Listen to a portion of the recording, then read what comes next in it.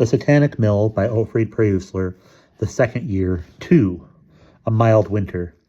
The winter went on as it had begun, snowy and mild. This year the men did not have much trouble with ice outside the sluice, at the weir and on the mill race.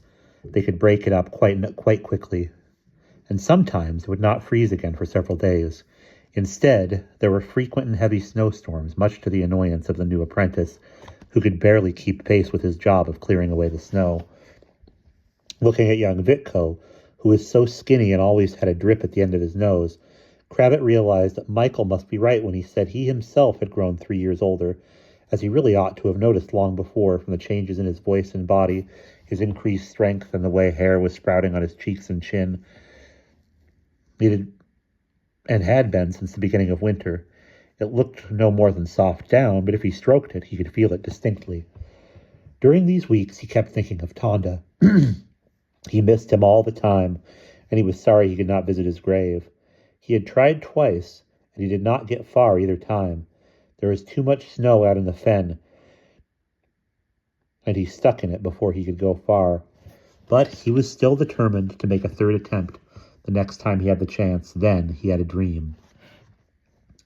It is spring. The snow has melted, and the sun and the wind. Krabbet is walking through the fen of Castle. It is night. It is day. The moon is in the sky. The sun is shining. Soon Krabbet will reach the waste ground. He sees a figure coming toward him through the mist.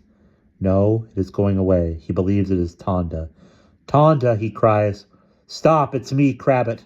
It seems to him that the figure hesitates a moment. Then he walks on. The figure too moves away. "Tonda, stop!" Krabbet begins to run. He runs as fast as he can go. The space between them narrows. "Tonda," he calls. Now he is only a few paces away, and he finds a ditch at his feet. The ditch is wide and deep. There is no bridge over it, no plank to help them cross. Tonda is on the other side. He turns his back to Krabbet. "Why are you running away from me, Tonda?" "I am not running away from you. I am on the other side, as you can see. Stay on your side." "At least turn your face to me." "I cannot look back, Krabbet. I am not allowed. But I can hear you, and I'll answer you. I will answer you 3 times in all. Now ask me your questions." What questions? Krabbet does not need to think twice. "Tonda, who brought you to your death?" "I myself, for the most part." "And who else?" "That you will learn, Krabbet, if you keep your eyes open. Now for the last question." Krabbet wonders. There is so much he would like to know. "I'm very lonely," he says. "Since you went, I have no friend. Who can I trust? What do you advise me?" Even now, Tonda does not look at him. "Go home," he says. "You can trust the very first man who calls you by your name. You may safely rely on him. And one more thing, one last word before I go. It doesn't matter whether you visit my grave or not. I know you are thinking of me, and that is what matters." Slowly, Tonda raises his hand in farewell. Then he dissolves into the mist and vanishes, without once turning his head. "Tonda!" Krabbet calls after him. "Don't go, Tonda! Don't leave me!" He shouts as loud as he can, and suddenly he hears someone call, "Krabbet! Wake up, Krabbet! Wake up!" Michael and Juro were standing by Krabbet's bed, bending over him. Krabbet did not know if he was awake or still dreaming. "Who called me?" he asked. "We did," said Juro. "You should have heard yourself shouting in your sleep." "Did I?" asked Krabbet. It was heartrending. It really was. Michael took his hand. "Do you have a fever?" "No," said Krabbet. "I was just dreaming." "Which of you called my name first?" he added urgently. "Tell me, I must know." But Michael and Juro couldn't tell. They said they hadn't noticed. "Another time we'll count each other for the privilege of waking you," said Juro. "Just make sure there's no doubt about it later. Just to make sure there's no doubt about it later." Krabbet felt sure it must have been Michael who called his name first. Juro was a nice fellow, of course, good-natured through and through, but he was such a fool. Tonda must have met Michael when he and Krabbet talked in Krabbet's dream. After this, Krabbet turned to Michael when he wanted someone to advise him and answer a question. Michael did not fail him. He was always willing to tell Krabbet what he wanted to know. Only once, when Krabbet broached the subject of Tonda, did Michael put him off. "The dead are dead," said Michael, "and talking won't bring them back to life." In many ways, Michael was like Tonda. Krabbet guessed that he was secretly helping the new apprentice, for now and then he would see him standing talking to Vitko, just as Tonda used to stop and talk to Cravat at times last winter when he helped him by magic.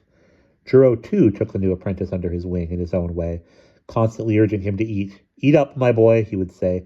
"Eat all you can. It'll make you grow tall and strong and put some flesh on those bones of yours." The week after Candlemas, they went to work in the woods. 6 men, Cravat among them, were to bring home the tree trunks they had felled and stacked up last year. This was no easy task in the deep snow. It took them a whole week to clear a way to the place where the trees were stored, even though Michael and Merton, who did valiant work, were in the party. Andrish could not understand the cousin's enthusiasm. He did only as much work as was necessary to keep him warm. "If you work so slowly you freeze. You're an ass," said he. "And if you work so hard you sweat, why, you're worse than an ass. You're a mooncalf." It was so warm at noon these fine February days that the snow melted enough for the men to get their feet wet out in the woods, and when they came home at night, they had to grease their boots well with tallow, working it up with the ball of the thumb to keep the leather supple. Otherwise, it would have become rock hard overnight when the boots hung over the stove to dry. Each man did this tiresome job for himself, except for Leishko, who got hold of Vidko and made him do it. When Michael noticed this, he took Leishko to task for it in front of everyone. Leishko merely shrugged it off. "Well, what of it?" he said in an offhand way. "My boots are wet. And what are apprentice boys for if not to work?" "Not for you," said Michael. "Well," said Leishko, "it's none of your business to meddle. You're not head journeyman here, are you?" "No, I'm not," Michael admitted. "But I doubt if Hanzo would mind if I tell you to grease your own boots in the future, Leishko, or you might get into trouble, and no one can say I didn't warn you." Soon after this, someone did get into trouble, and it was not Leishko. Next Friday evening, when the men were perched in the black room in the shape of ravens, the master said it had come to his ears that one of them was secretly helping the new apprentice, making his work easier, which was forbidden. Such conduct deserves punishment, and so saying, he turned to Michael. "Why are you helping that boy? Answer me." "I feel sorry for him, master. The work you expect him to do is too hard for him." "So that's what you think, eh?" "Yes," said Michael. "You listen to me, then." The miller had risen to his feet and was leaning over the table, resting his hands on the book of necromancy. "What I expect or do not expect of anyone is no concern of yours. Have you forgotten that I am the master? What I do, and there's no end of it. Now I am going to give you a lesson you will remember all your life. Out, the rest of you." He sent the other journeyman out of the room and shut himself in with Michael. The others went off to bed, heavy at heart. For half the night they heard dreadful sounds of screeching and cawing echoing through the house.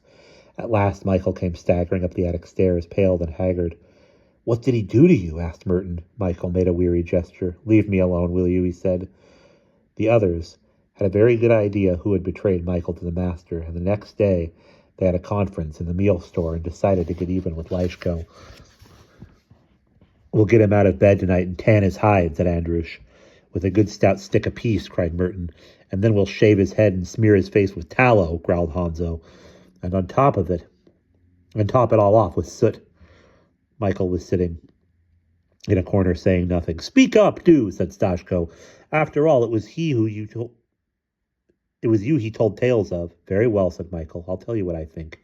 He waited until they were silent and then began to speak in a quiet voice, much as Tonda would have spoken in his place. "Leishko played me a shabby trick," said he, "but what you're thinking of doing is not much better. Well, no one weighs every word he says in anger. But now it's off your chests. Let that be the end of it. I don't want to feel ashamed of you the way you act." And that's the end of chapter 2.